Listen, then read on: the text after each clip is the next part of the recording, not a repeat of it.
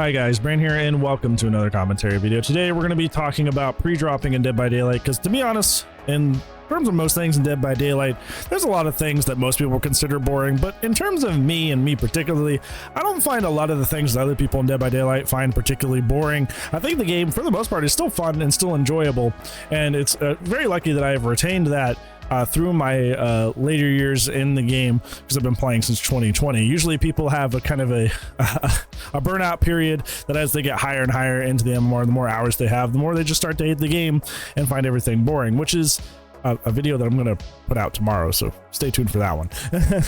Today, I want to talk about how I find pre-dropping to be one of the most tremendously boring things in Dead by Daylight, but also at the same time, I want to talk about how we can't really take away pre-dropping either, and it's a symptom of a greater problem. So yeah, let's go ahead and talk about it. So why do I not like pre-dropping? Pre-dropping, just for short definition for those people who don't know what it is or are unfamiliar with the term, generally people refer to pre-dropping, it's an informal term, refer to when a survivor, without even attempting to loop the pallet even once, decides to throw the pallet early or throw the pallet when, you know, you're super far away and you're in no threat of even endangering the survivor right away yet. Just overall throwing the pallet super early, and the reason that survivors do this is something that's kind of like come over from like the comp side of DBD, which kind of tells you all you need to know about the people and their mindset, the people that do that. It kind of is something that's borrowed over from the comp community. A lot of players in the competitive scene of Dead by Daylight pre-drop pallets early because it is the safest option against a lot of killers in Dead by Daylight. So they'll throw the pallet early and then play it. Now, pre-dropping is not good against every single character in Dead by Daylight, and a lot of them actually gets you in trouble. But for a vast majority, pre-dropping is the safer option, especially against the M1 roster. But yeah, that's a whole different story about M1 killers need a lot of help in this game, huh?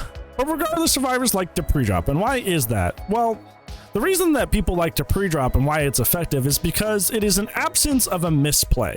I'm sure that if you've played Survivor or if you've chased survivors, you've ended up in a lot of situations where a survivor will choose to loop and try to go around the loop the first time, but however, due to a mind game of you moonwalking with your red stain, or something to that extent, maybe something you did with your power, Dredge is a good example, you leave your remnant one side and he starts running around the other, they'll path kind of inefficiently and you'll be able to succeed in hitting the survivor before they make it to the pallet. So if you pre-drop the pallet, any sort of way the killer can circumvent that first loop and trick you, whether it be through mind games or using their power, is essentially just delete it. It's a completely safe play that omits any sort of potential mind game or potential screw up on the end of the survivor's looping.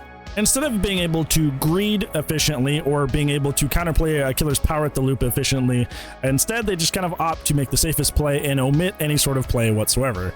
And I think that's where it boils down to something that frustrates me about pre-dropping is pre-dropping is not a play, it is an absence of a play.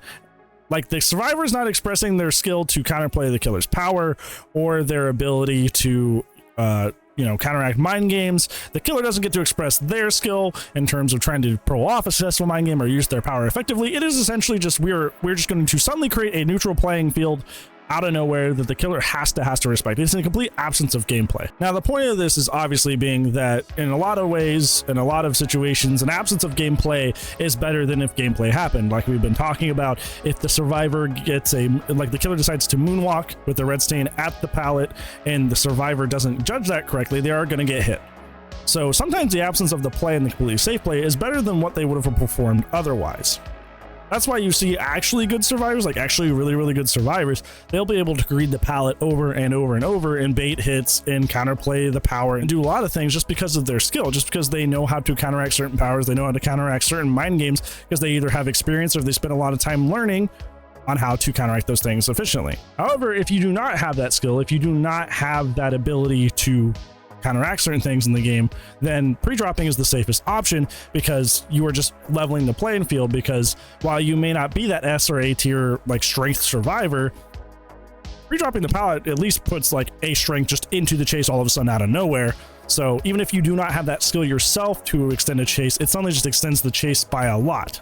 Now, this is barring certain killers like Pyramid Head, Nurse, any killers that can go through things, or killers that have very aggressive anti-chase like Spirit or Blight, but in most cases, just pre-throwing a pallet super early really does shut down most killers in the game. Even killers like Xenomorph, if you pre-drop outside of the 4.8 meters that the tail attack has, they have to respect and play just about like everybody else in the game. And that's why it's so attractive and it's so popular, is because without that skill, without that effort, without that experience, you can essentially imitate a level of skill just by throwing the pallet early.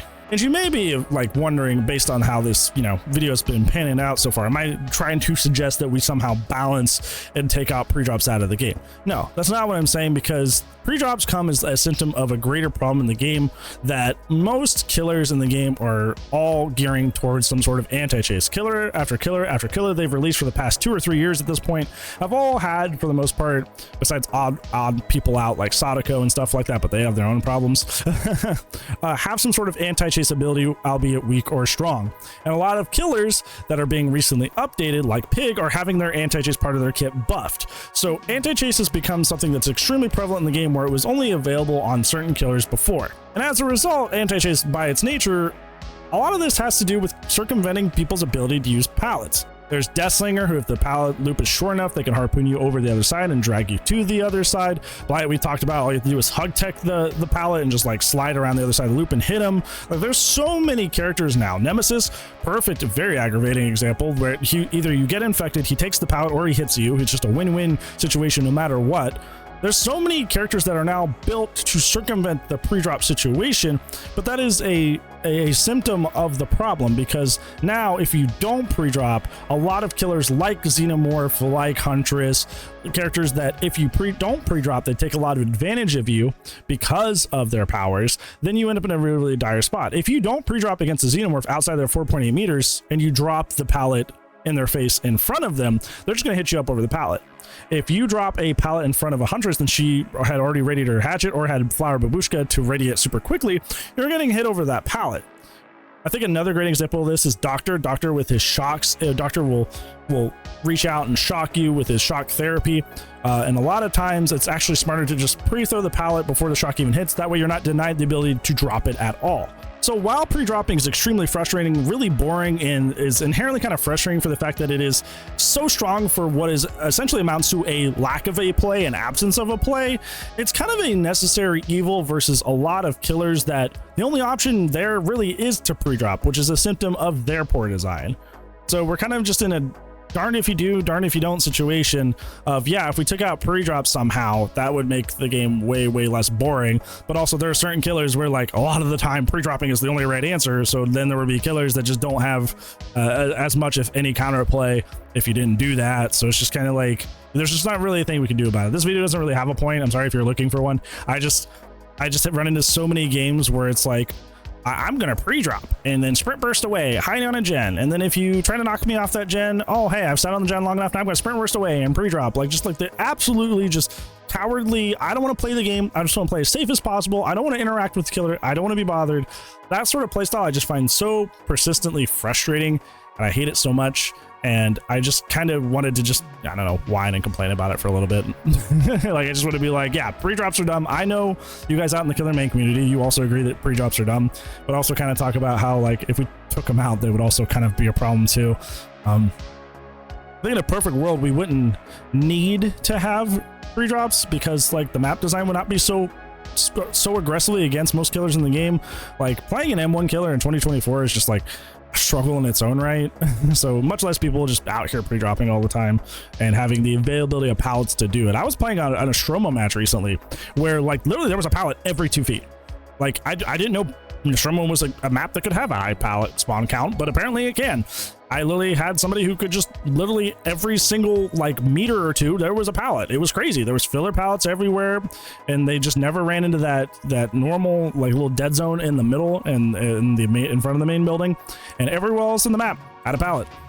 It was pretty crazy, and it was pretty frustrating because all they did was just kind of pre-drop, and I just didn't have an answer. I was just like, okay, you're just completely safe. Good, awesome, lovely. Yeah, guys, what do you guys think of pre-drops? Do you think they're boring in the absence of play, or do you think they're actually skillful and there's more to it than I'm leading on?